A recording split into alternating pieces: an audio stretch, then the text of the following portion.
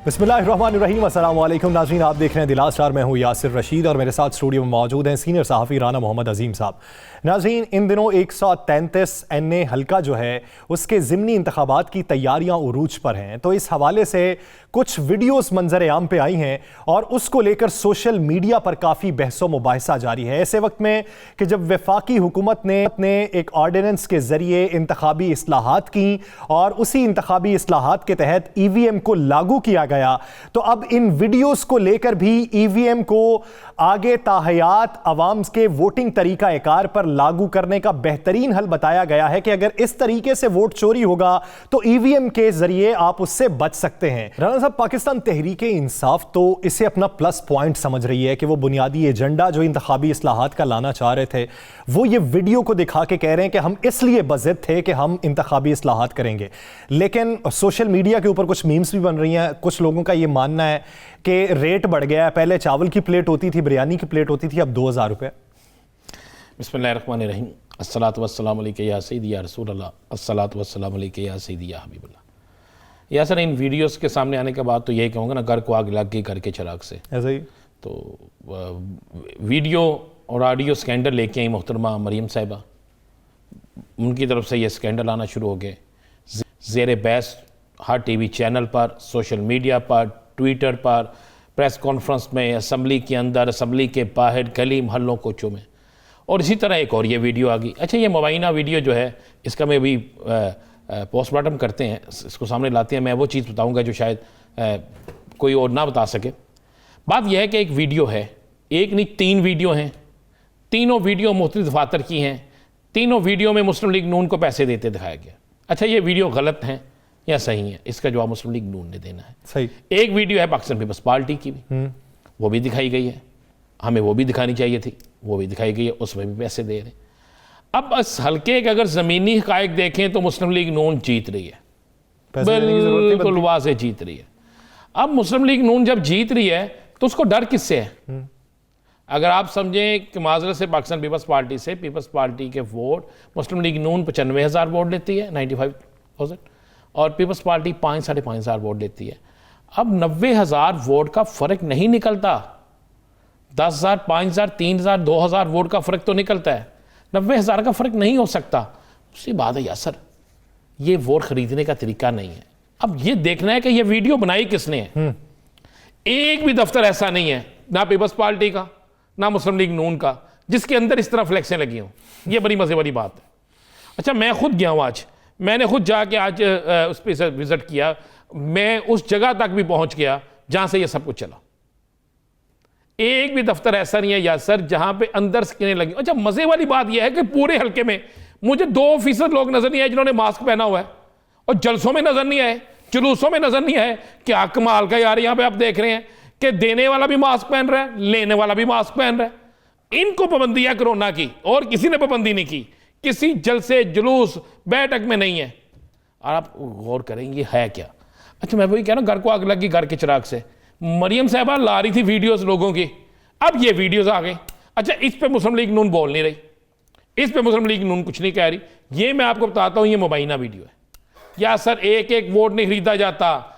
90,000 जहां वोट हो वहां पे एक एक वोट नहीं खरीदा जाता, वहां कॉन्सर्ट को बुलाया जाता है। मोहल्ले के मोहरी को पकड़ते हैं। वो आता है, वो कहता है जनाब मेरे पास ये 50 वोट हैं, जनाब ये 50 शनाख्ती कार्ड हैं, ये 50 वोट है, जनाब ये मुझे 50,000 दे दें, जनाब मैंने दफ्तर खोलना है, दफ्तर के पैसे दे दें। ये होता है।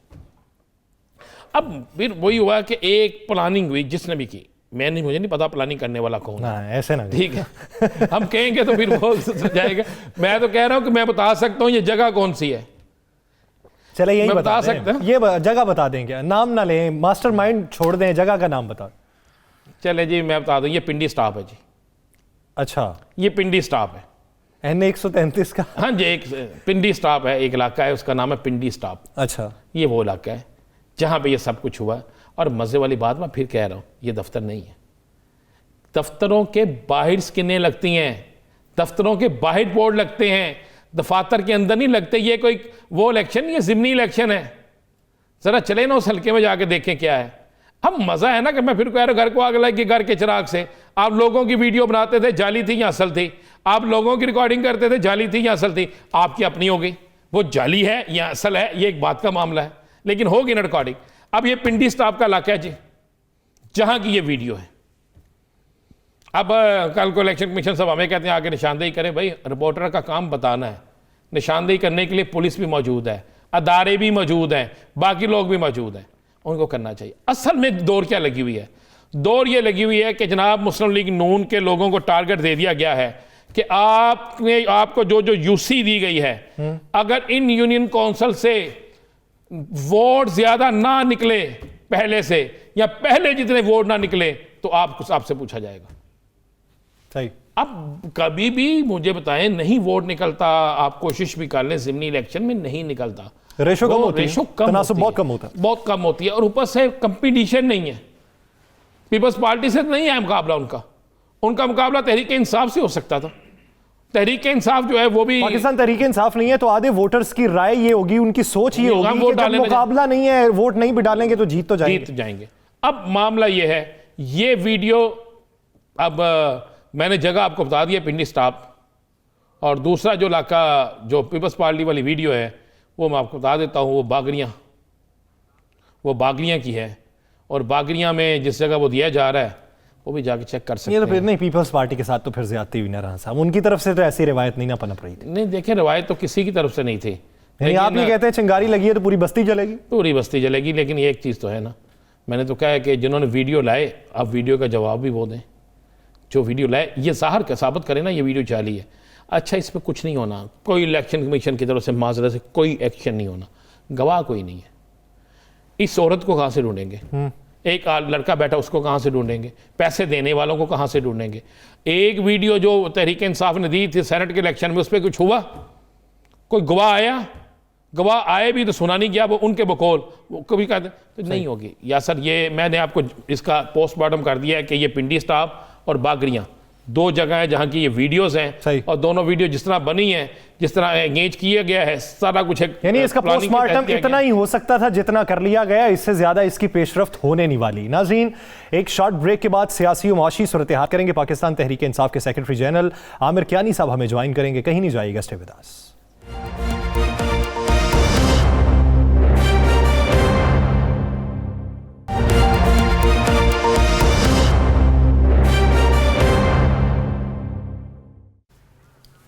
Welcome back. नाज़रीन, मुल्की मईशत के लिए जो अच्छी खबर है, सऊदी अरब से जो नया डिपॉजिट मुआहिदा हुआ है उसके असरात मईशत पर क्या पड़ेंगे?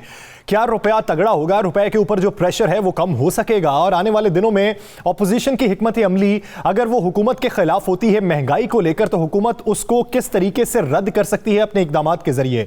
इसी बारे में बात करने के लिए हमें ज्वाइन किया है सेक्रेटरी जनरल पाकिस्तान तहरीक इंसाफ, बानी अराकीन में से हैं आमिर महमूद कियानी साहब। कियानी साहब, बहुत शुक्रिया आपके वक्त का। कियानी साहब, अभी फिल वक्त जो सऊदी अरब से हमारा मुआहिदा हुआ, अगर हम अपनी मुआशी सूरत हाल देखें तो इससे पहले भी जो मुआहिदा हुआ था, डॉलर का रेट कम हुआ, लेकिन उसके बाद कार्टेलाइजेशन जो है उसने फिर डॉलर को मजीद मजबूत कर दिया। तो अब के मुआहिदे के मुस्बत असरात क्या होंगे, और ऐसे माफिया के गिर्द शिकंजा कैसे सख्त किया जाएगा जो डॉलर की उड़ान का सबब बना है? जी बिस्मिल्लाह रहमान रहीम, बहुत शुक्रिया। देखिए, गवर्नमेंट्स का काम है कि स्ट्रेंथन करें अपने सारे माशी निज़ाम को, और ये उसकी ज़ाहिर कड़ी है, और इंशाल्लाह ताला ये इसकी बेहतरी होगी। ये अनफॉर्चुनेटली बड़े जो पिछला दौर गुजरा उसमें हमने स्टेट बैंक में डॉलर इन्वेस्टमेंट करके डॉलर की जो को हमने रोकने की कोशिश की, इसमें अरबों डॉलर इस मुल्क का नुकसान हुआ। ज़ाहिर है ग्लोबल विलेज है, इकनॉमिकली भी सारा ग्लोबल एक नेटवर्क है। तो ये इंशाल्लाह ताला ये आप ज़हन में रखें कि हम चाहते हैं कि न्यूट्रलिटी हो, न्यूट्रल चीज़ें हों, ताकि जो इंटरनेशनल मार्केट में वैसे तो जो महंगाई का मामला है वो तो ऑब्वियसली इसलिए है कि आप अगर ग्लोबली देखें, we are part of the globe, तो महंगाई तो उस वजह से हुई है। डॉलर का जो इशू है वो जाहिर है कि जब आपके बिजनेसेस बढ़ रहे हैं, आपने देखा कि इंडस्ट्रियलाइजेशन जो हुई है, जिसमें इंडस्ट्री बढ़ी है, जो 92-93 में भी फैक्ट्रियां बंद थी कॉटन इसकी टेक्सटाइल की, वो चली हैं। आपकी सीमेंट की एक्सपोर्ट बेशुमार बढ़ी है।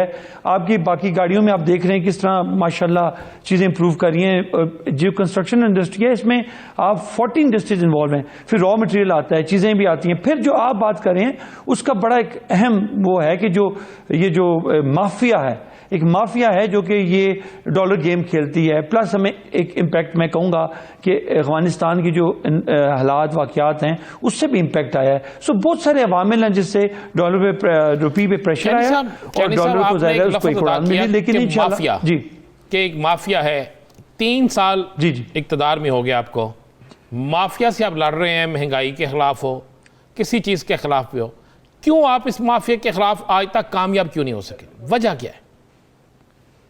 देखिए मैं आपको एक बात बताऊं। देखिए इसको थोड़ा समझना होगा। आप मीडिया के लोग हमसे बहुत बेहतर समझते हैं। अगर ये पोर्ट्रे हो जाए एक्चुअली जेन्युइनली कि दुनिया में, देखिए it's not just the mafia, ये बहुत सारे अवामिल, मैंने जैसे गुजारिश आपके सामने की, बहुत सारे अवामिल हैं। इसमें अवामिल क्या हैं?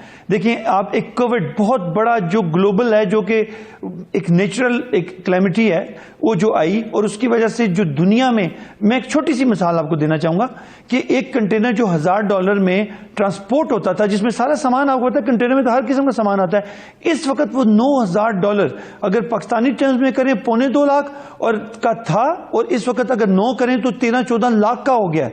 तो कंटेनर में कितना को सामान आता है? हजारों लाखों कंटेनर्स आते हैं और फिर ब्लॉकेड हुई है दुनिया। मैंने रिपोर्टें रिसेंटली देख रहा था कि दुनिया में जो सामान तहसील होती थी, जो 15-20 दिन में पहुंचता था, डिलीवर होता था, आज वो 3.5-4 महीने भी नहीं पहुंचा।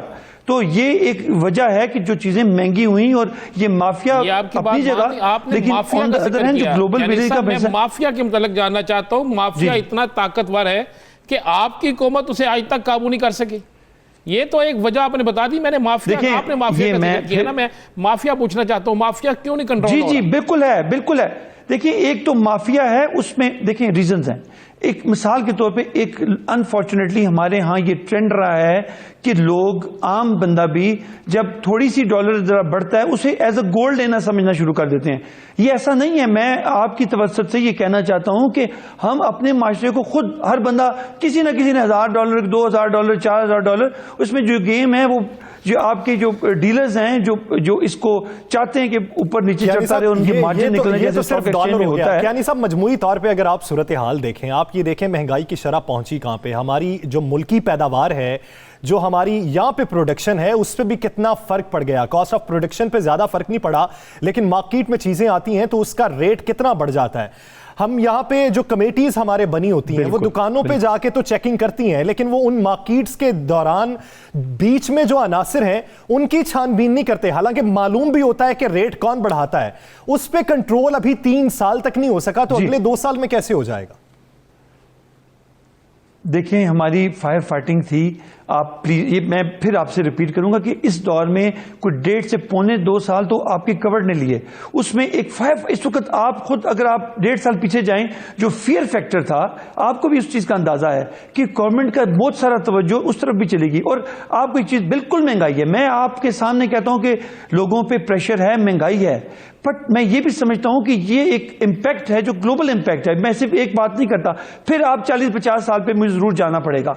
उसकी रीजन है, उसकी रीजन है कि हम जो हमारी बेसिक चीजें हैं, जिस तरह खुर्दनी तेल है, जिस तरह आपके दालें हैं, ये छोटी छोटी चीजें जो आवाम के लिए बहुत अहमियत का हामिल है, उनमें आप अंदाजा लगा रहे हैं कि हम दुनिया की बेहतरीन निजाम होने के बावजूद निकाल दिए, बड़ा मुश्किल हालात हुए। लेकिन आपके ये 1.5-2 साल जिसमें कोरोना के हालात बड़ी मुश्किल हुई, पूरी दुनिया के साथ हैं, हम ये मान लिया, ये कोरोना के और अभी फिर अल्लाह माफ करे शुरू, अल्लाह पाक दुआ करें कि खैरियत रखे अल्लाह। आपकी हुकूमत ने इकरार किया कि वाकई यहाँ पे करप्शन हुई है, वो किस तरह हो गई?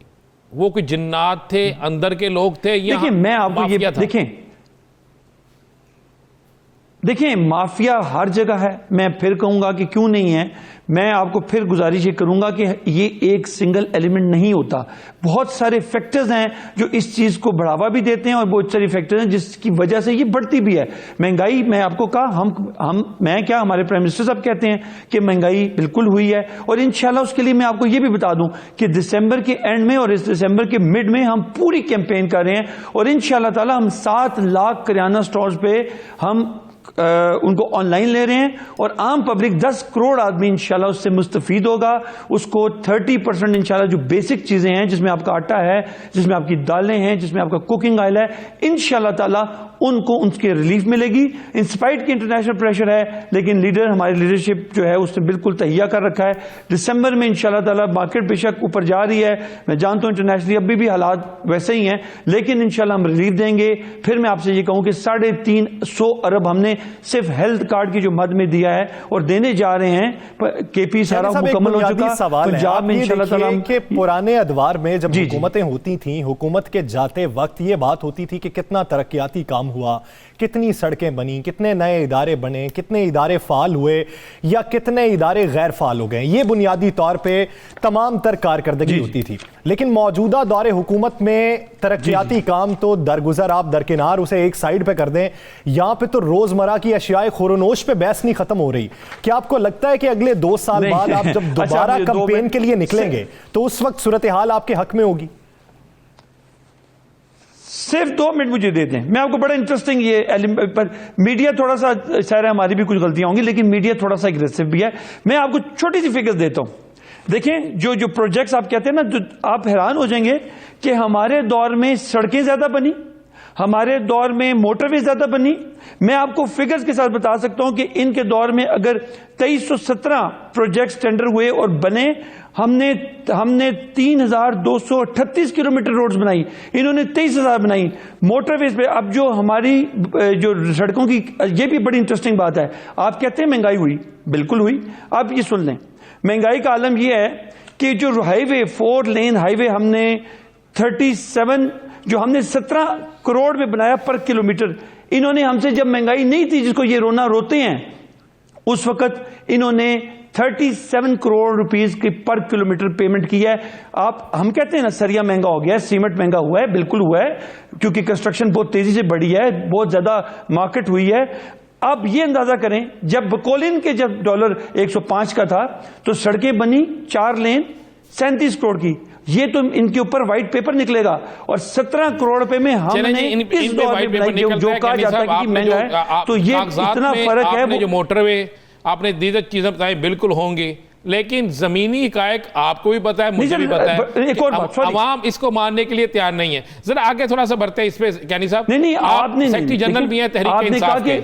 आपने कहा डेवलपमेंट, देखिए आपने कहा डेवलपमेंट, आप बिल्कुल ठीक कह रहे हैं। डेवलपमेंट ही मैं बता रहा हूं कि हमने इनसे डबल, ऑलमोस्ट डबल सड़कें मोटरवेज बनाए हैं। यही तो परसेप्शन गलत है कि हमने इनसे इस 3 साल में हमने इनसे ज्यादा बना चुके हैं। आगे तो इंशाल्लाह जो हमारी जो वर्किंग है वो 6118 किलोमीटर के लगभग है। तो ये हमसे कभी भी इस चीज में कंपीट नहीं कर सकते और सस्ती भी। तो मैं आपसे ये गुजारिश करूंगा, हाँ महंगाई है, महंगाई पे हम इंशाल्लाह काबू पा लेंगे। इंटरनेशनल भी उम्मीद करते हैं अल्लाह पाक से, अल्लाह करे आप महंगाई पे काबू पा लें। लेकिन आपके तरफ यानी साहब एक सवाल, आप सेक्रेटरी जनरल भी हैं तहरीक इंसाफ के, बड़ा शोर मचा हुआ है आपके पिंडी में, मरी में। पिछले दिनों अखबारात में खबरें छपी कि आपके सदाकत अब्बासी के खिलाफ बाकायदा एक इजलास हुआ पिंडी में, बहुत बड़ा अदम एतमाद उन पर किया गया और उनके हल्के में भी यही इजलास हुआ। बड़े बड़े नामवर नाम उसमें शामिल थे, आपके साबिक जो जिली नाज़म रहे हैं मरी के, वो भी उसमें शामिल, सरदार सलीम साहब भी थे, बाकी लोग भी थे। तो क्या सदाकत अब्बासी साहब या इसी तरह बाकी हल्कों में भी हो रहा है? वो एक आपकी जमात के बड़े अहम रहनुमा भी हैं, ठीक है, कंटोनमेंट बोर्ड का इलेक्शन हार गए वो, ये क्या हो रहा है? क्या उनके खिलाफ वाकई को अदम एतमाद आ रही है उनके खिलाफ हल्के के लोगों की तरफ से? आपके अंदर की लड़ाई क्या है? देखिए मैं आपको बड़ी हकीकताना की बीइंग ए सेक्रेटरी जनरल मैं नजर होती है। नॉर्थ में आपको पता है मैंने तकरीबन सारा इलेक्शन लड़ाया, अल्लाह ने बड़ी इज्जत दी, 90% सीटें भी जीती। देखें ये याद रखें, जहां भी इंसान बैठते हैं वहां पे कोई ना कोई कशमकश होती है, लेकिन वो काम भी ठीक ठाक कर रहे हैं। और जो लोग देखें, जिन लोगों ने उधर टिकट अप्लाई किया या बाकी हल्कों में टिकट अप्लाई किया, उनकी हमेशा ये ग्रज रहती है थोड़ा बहुत। सॉरी मेरे वो सारे भाई हैं, वो रिएक्शंस आते हैं। End of the day we are human beings, हम उनको बिठाते भी हैं, सेटल भी करते हैं, जहां पे वो बैठते हैं वो जाहिर है उनका हक है, वो आते हैं। लेकिन आपको अपनी लिमिट्स रखनी चाहिए, हर पार्टी के अंदर डिसिप्लिन होना चाहिए और डिसिप्लिन हम कायम करते हैं और कायम करेंगे। और सदाकत अब्बासी के हवाले से सदाकत अब्बासी ही लड़ेंगे उनके मुकाबले में? इस पे आप खामोश हो जाते हैं। तो पार्टी डिसाइड करेगी, मैं I am nobody to decide. देखिए नहीं मैं हूं, लेकिन पीएम साहब, चेयरमैन साहब बैठेंगे, नजर आ रहा है कि आने वाले दिनों में कोई तब्दीली आ रही है। देखिए सदाकत अब्बासी ने अभी देखिए सदाकत अब्बासी ने अभी आपकी एक बहुत बड़ा काम था, यूनिवर्सिटी का काम था, पानी का इशू था, वो भी रिजॉल्व किया। वो भाग रहे हैं कि उनका हल्का सबसे बड़ा हल्का है और उन्होंने बड़े मार्जिन से जीता है। मैं समझता हूं कि उन्होंने अपना रोल बड़ा अच्छा अदा किया है, तो पार्टी कंसिडर करेगी कि जो उन्होंने जो डेवलपमेंट करवा रहे हैं, कोशिश कर रहे हैं, तो आई होप कि जाहिर है। देखिए मैं इस स्टेट पे तो नहीं कह सकता कि टिकट मुझे भी मिलेगा कि नहीं, ये कोई मारूसी जमात तो है नहीं। अभी आप नहीं कह सकते कि उनको टिकट मिलेगा या नहीं, अभी सवाल या निशान लगा देते हैं। एक जुमला बोलूंगा सर, ये पार्टी जो है न मफाद की पार्टी है न औलाद की। उनकी पार्टी जो है औलाद की पार्टी है और मफाद की पार्टी है। जो डिलीवर करेगा उसी को टिकट मिलेगा, जो अवाम में मकबूल होगा उसी को आगे बढ़ाएंगे। आपके यानी साहब NA 133 के बारे में बात कर रहे थे। बिल्कुल, देखिए मैं तो कहता हूं कागजात मुस्तरद हुए, अब एक इतनी बड़ी सीट, इतना बड़ा हल्का, वहां पे आपके सूबाई वज़रा भी मौजूद हों, तो ऐसे में कागजात नामजदगी मुस्तरद हो जाना, लाहौर हाई कोर्ट तक जाना, लेकिन फिर बाद में फैसला करना कि सुप्रीम कोर्ट में रुजू नहीं किया जाएगा, आपने बतौर पार्टी सेक्रेटरी जनरल क्या इसकी तहकीकात का फैसला किया?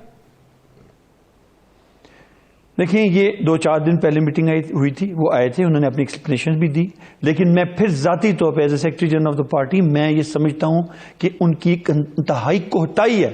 ये उन्होंने बहुत बड़ा ब्लंडर है नुकसान पहुंचाया है और ये मैं समझता हूं ये गलत है। आप शैडो मिनिस्टर भी लेके आए, शैडो कैबिनेट भी लेके आए, आप पूरा फॉर्मूला लेके आए और दौरे हुकूमत के अंदर इतना बड़ा ब्लंडर हो जाए आपसे।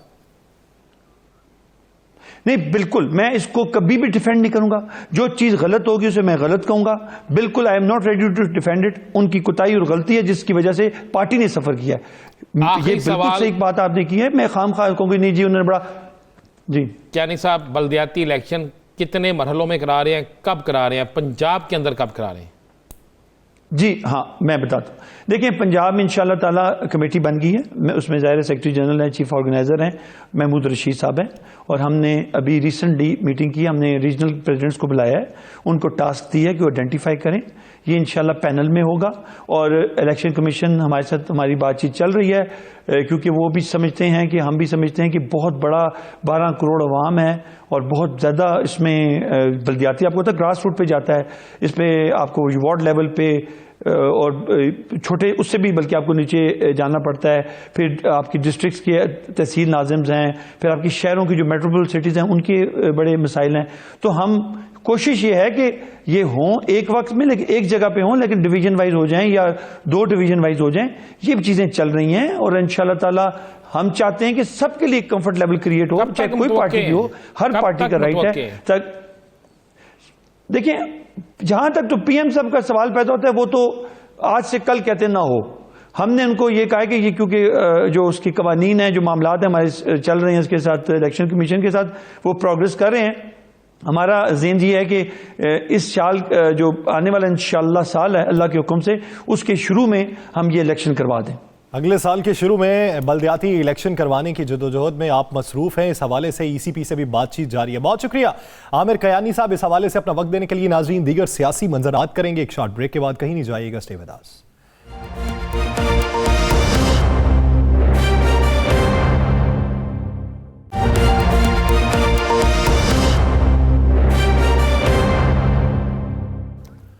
Welcome back. नाज़रीन हुकूमती इकदामात पे हमने बात की, हुकूमत की अब तक की तरजीहात पे भी बात कर चुके हैं और हुकूमत के इकदामात के ऊपर जो पेशरफ्त होने जा रही है उसका भी हमने इहाता कर लिया। लेकिन अब बात करेंगे ऑपोजिशन के हवाले से कि ऑपोजिशन हुकूमती इकदामात और हुकूमती गवर्नेंस को किस नज़र से देखती है और वफाक और सिंध के दरमियान जो चपकलिश जारी है इसका नतीजा क्या निकलेगा। इसी बारे में बात करने के लिए पाकिस्तान पीपल्स पार्टी के सीनियर रहनुमा साबिक चेयरमैन सेनेट नैयर हुसैन बुखारी साहब ने हमें ज्वाइन किया। बुखारी साहब बहुत शुक्रिया आपके वक्त का। बुखारी साहब अगर हालिया इकदामात देख लें, रोटेशन पॉलिसी के तहत जो 11 अफसरान का तबादला था 20वें ग्रेड के सिंध के, अब वफाक अहकाम जारी कर चुका, वज़ीर आला सिंध ने ताहुक्मे सानी रोक दिया है कि आप चार्ज नहीं छोड़ सकते, उन्होंने चार्ज नहीं छोड़ा तो वफाक ने उन्हें शोकॉज नोटिस जारी कर दिया है। अब वफाक और सिंध की लड़ाई के अंदर अगर ब्यूरोक्रेसी में गवर्नेंस में बहरान पैदा होता है तो उसकी जिम्मेदारी किस पे आयद होगी?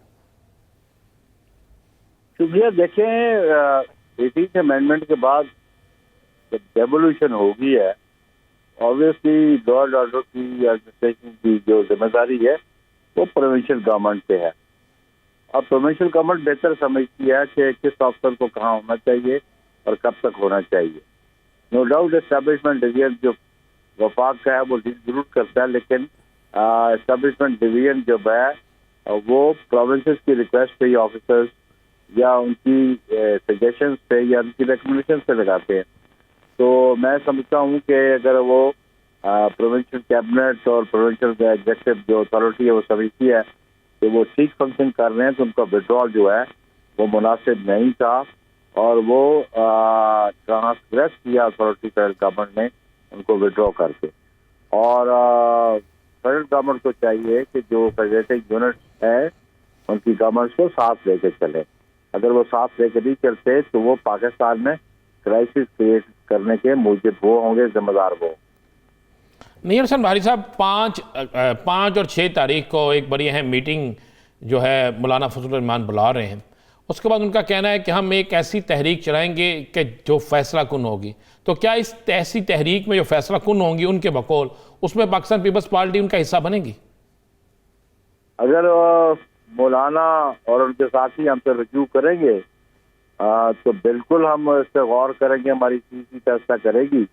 लेकिन बुनियादी बात यह है कि जब हम PDM का हिस्सा थे और जिन पॉइंट्स पे एक एग्रीमेंट था, एक कंसेंसस था, उन पॉइंट्स पे अगर पेशरफ्त होती है तो उसमें कोई हर्ज नहीं है, क्योंकि हम समझते हैं कि हमारा ऑब्जेक्ट एक था उस वक्त PDM का कि इस हुकूमत से हम निजात कैसे हासिल करें, अवाम को निजात कैसे हासिल दिलवाएं, क्योंकि इस हुकूमत ने अवाम का जीना मुश्किल कर दिया, दोबर कर दिया, मुश्किलात बढ़ा दी, बेरोजगारी बढ़ा दी, इन्फ्लेशन बहुत बढ़ चुकी है और महंगाई बहुत बढ़ चुकी है। तो उसके लिए तो अपोजिशन जो है पार्लियामान के अंदर वह मुतफिक है और उसमें हम समझते हैं कि इस हुकूमत से अब निजात हासिल करना ही बहुत जरूरी है। बुखारी साहब, जब PDM से पाकिस्तान पीपल्स पार्टी अलहदा हुई तो उसके बाद फजा काफ़ी नासाज हुई, एक दूसरे के ऊपर जुमलेबाजी की गई।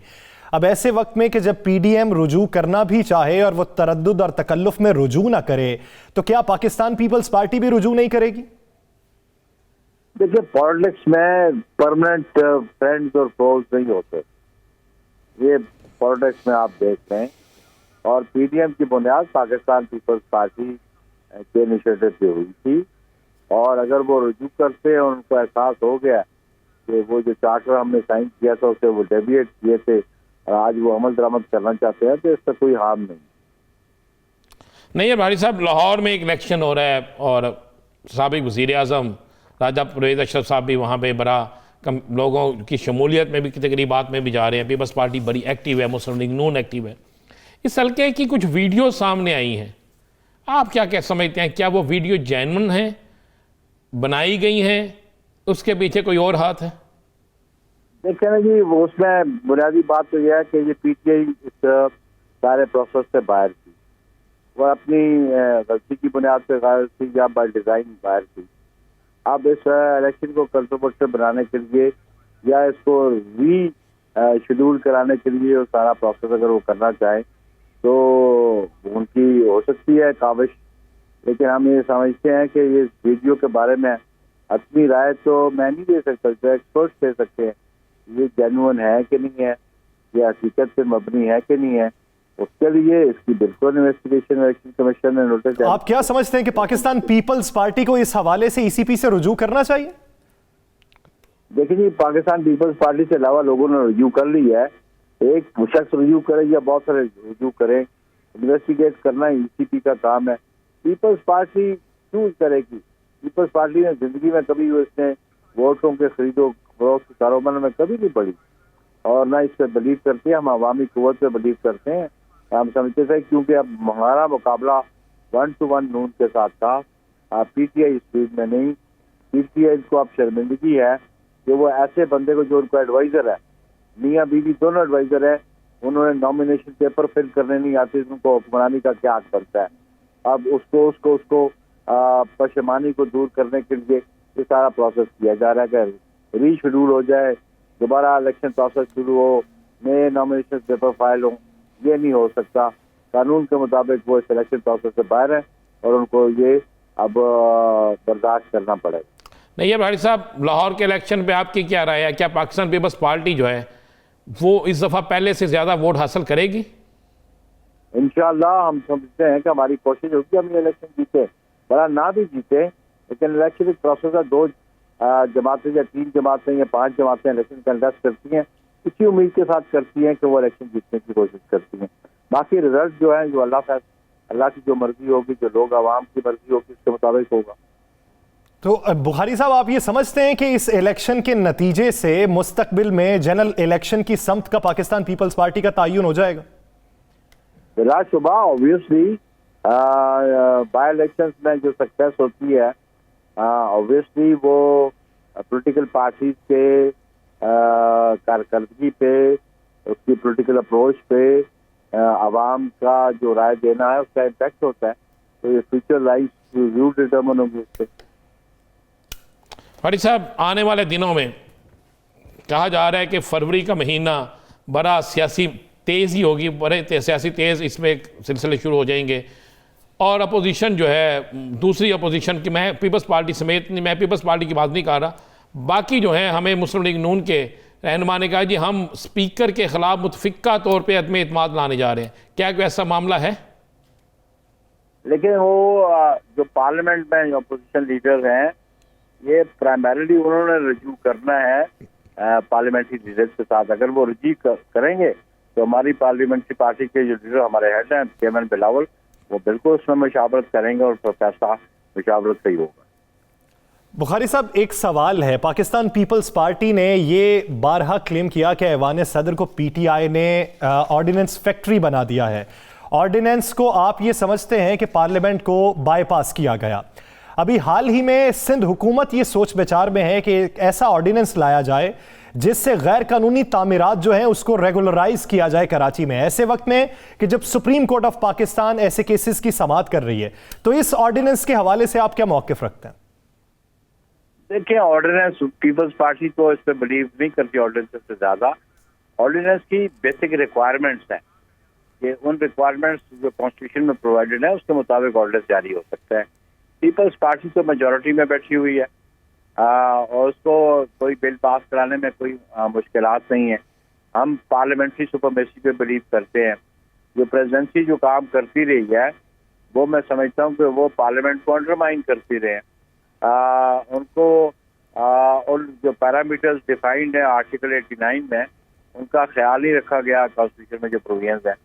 तो पीपल्स पार्टी अगर कोई कानून साजी करेगी तो कानून साजी का हक तो सिर्फ पार्लियामान को है या प्रोविंशियल असेंबलीज को है।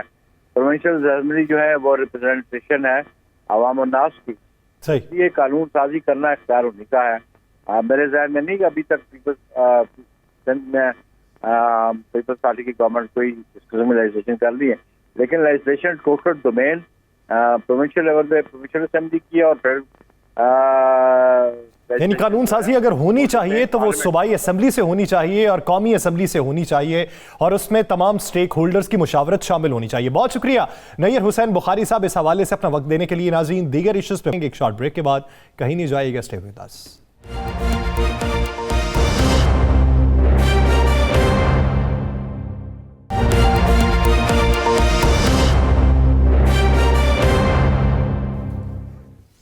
Welcome back. नाज़रीन, जिस तरह प्रोग्राम के दूसरे हिस्से में हमने पाक सऊदी ताल्लुकात पे बात की और एक नए मुआहिदे पे बात की, तो अब उस पर तफसीलन बात कर लेते हैं। पाक सऊदी ताल्लुकात इस वक्त किस नहज पे हैं? हमारे मुल्क को जब भी कोई मुश्किल आन पड़ी हो तो सऊदी अरब हमारे कंधे के साथ कंधा मिला के खड़ा रहा, वो चाहे तेल की मौखर अदायगियाँ हों या दीगर सूरत हाल हो। तो नया मुआहिदा और नई सूरत हाल, उम्रा वीज़ा, ये मुस्तकबिल में क्या मुस्बत पेशरफ लेके आ रहा है? राना साहब की तरफ बढ़ते हैं। राना साहब, अभी जो हालिया मुआहिदा हुआ, इससे बेहतरी क्या आएगी? उम्र वीज़े पे बाद में चलते हैं। देखिए यार, इससे बहुत बेहतरी आएगी। नंबर एक तो इसमें आपकी मुआशी जो सूरत हाल एकदम बिगड़ती जा रही थी। आपका डॉलर बिल्कुल ऊपर जा रहा था, इस तरह लगता था कि डॉलर काबू में नहीं आएगा। एक तो डॉलर की परवास अब नीचे की तरफ आना शुरू हो जाएगी। दूसरा, आप देखें कि आपकी मुआशियत जो है ये मुस्तहकम होना शुरू हो जाएगी। तीसरा, आपको बहुत सी चीज़ें, बहुत तेल की जो अदायगी थी नगद में भी करनी पा रही थी। तेल की अदायगी जो थी उसको डॉलर्स के हिसाब से, जैसे जैसे डॉलर महंगा हो रहा था तेल की अदायगी भी आप उसी हिसाब से करते थे, पैसे ज़्यादा जा रहे थे। अब सऊदी अरब से आपका एक तो तेल, उधार तेल का मुआहिदा हो गया। दूसरा, आपके वो जो पैसे आने थे $3 अरब वो आ रहे हैं। उसके अलावा जो है मेरे पास जो जो बहुत बड़ा है कि इस वक्त दोबारा से ग्वादर के अंदर, बड़े पैमाने पर ग्वादर के अंदर जो है वो सऊदी अरब इन्वेस्टमेंट करने जा रहा है, उस कश्मीर के अंदर इन्वेस्टमेंट करने जा रहा है। सऊदी अरब जो है पंजाब में, KPK में और इस तरह बलोचिस्तान में, सिंध में, चारों सूबों के अंदर बड़ी इन्वेस्टमेंट करने जा रहा है। सऊदी अरब इसलिए बड़ी इन्वेस्टमेंट करने जा रहा है कि सऊदी अरब समझता है कि पाकिस्तान के अंदर इन्वेस्टमेंट इस वक्त महफूज भी है, और दूसरा पाकिस्तान के अंदर जितनी वो इन्वेस्टमेंट करेंगे उतना ही ज़्यादा उनका और पाकिस्तान का रिश्ता मजबूत होगा। ये वज़ीर-ए-आज़म पाकिस्तान जब गए थे तो जाके वहाँ पर जो मुआहदे किए थे वली अहद से, जो दीगर मामला हुए थे, उसमें ये सारी चीज़ें तय थी। लेकिन जिस तरह वक्त के साथ साथ चीज़ें सामने आना शुरू हुई हैं, वक्त के साथ साथ बहुत से मामला ठीक होना शुरू हुए हैं, तो ये चीज़ें भी आना शुरू हो गई हैं। कुछ लोगों ने तो कहा था ना जी कि हम कुछ दे आए हैं और जो कुछ दे आए हैं वो हमें नहीं देना चाहिए था। हम कुछ नहीं दे के आए, हम हमेशा सऊदी अरब से लेके, हाँ सऊदी अरब को क्या दे के आए कि सऊदी अरब को हम ये दे के आते हैं हमेशा कि हम सऊदी अरब के साथ खड़े हैं, हरमैन शरीफैन जो है उसकी हिफाजत के लिए साथ खड़े हैं। अगर सऊदी अरब के ख़िलाफ़ कोई मुल्क खड़ा होगा तो सबसे पहले पाकिस्तान सऊदी अरब के साथ खड़ा होगा। पाकिस्तान सऊदी अरब एक है। ये बहुत सी चीज़ें। अब जैसा जो इस वक्त जहाँ पाकिस्तान की मुआशी सूरत हाल, पाकिस्तान के अंदर बिजनेस, पाकिस्तान के अंदर मुख्तलिफ प्रोजेक्ट पे काम कर रहे हैं, वहाँ सबसे बड़ी खुशखबरी जो पूरे आलम इस्लाम के लिए भी है और बिलखसूस पाकिस्तान के लिए, आपको पता है कि डायरेक्ट फ्लाइट्स खुलने जा रही हैं सऊदी अरब से। पहले 14 दिन का टाइम होता था मुख्तलिफ ममालिक के अंदर, वो बड़ा महंगा था, बड़े परेशान थे पाकिस्तानी। अब उन्होंने 5 दिन का सऊदी अरब के अंदर रखा। मेरे पास इतला ये है कि जनवरी से, हो सकता है दिसंबर के एंड पे ये शुरू हो जाए, और लेकिन जनवरी में 1 दिन का भी क्वारंटाइन नहीं होगा। अच्छा, ये मैं आपको बिल्कुल, ये मुस्लिम पाकिस्तानियों के लिए एक बहुत बड़ी खुशखबरी है। और उम्रा वीज़ा जो है, जिस पर एक पाबंदी जारी थी ना कि 18 साल से छोटे और 50 साल से ज़्यादा उम्र के लोग शायद उम्रा भी ना कर सके, वो पाबंदी भी खत्म होने के बाद। वो तो 50 साल से ऊपर वाली हो रही है क्या? 18 साल से कम उम्र वालों जी, 18 साल से कम उम्र वालों की भी हो रही है जी। 50 साल से ऊपर और 18 साल से कम। अब पहले की तरह लोग उम्रा करने जाएंगे। और दूसरा ये जो था 5 दिन का, ये भी जनवरी में, बल्कि दिसंबर के एंड तक चांस है कि हो जाए, नहीं तो जनवरी में ये भी हो जाएगा। ये ज़रूर गौर किया जा रहा है, इन चीज़ों पे ज़रूर गौर किया जा रहा है कि हो सकता है कि जो फ्लाइट्स यकम दिसंबर से डायरेक्ट फ्लाइट्स खोलनी थी, उसमें शायद कुछ ये इम्कान नहीं है, ये सोचा जा रहा है, हो सकता है उसमें 2-3 दिन का या 4 दिन का डिले कर दिया जाए। उसकी वजूहात कुछ खास? कुछ वजूहात, वो एक नया जो वायरस कोरोना का चल रहा है, उसमें वो बाकी सिस्टम ठीक कर रहे हैं, पाकिस्तान के लिए नहीं। जब ओवरऑल ठीक करते हैं तो उसमें कोई ना कोई चीज़ें जो है वो अपनी सेट करते हैं, लेकिन ये 15% इम्कान है। ये मैं नहीं कह रहा कि 100% है, इस पर काबिल गौर है, उस पर गौर हो रहा है। और दूसरा आपको बताऊँ, आपको पता है कि उन्होंने खासकर पाकिस्तानियों के लिए एक शोर था कि जनाब 30 नवंबर तक वीज़ा की मुद्दत थी, सही, या दिसंबर के।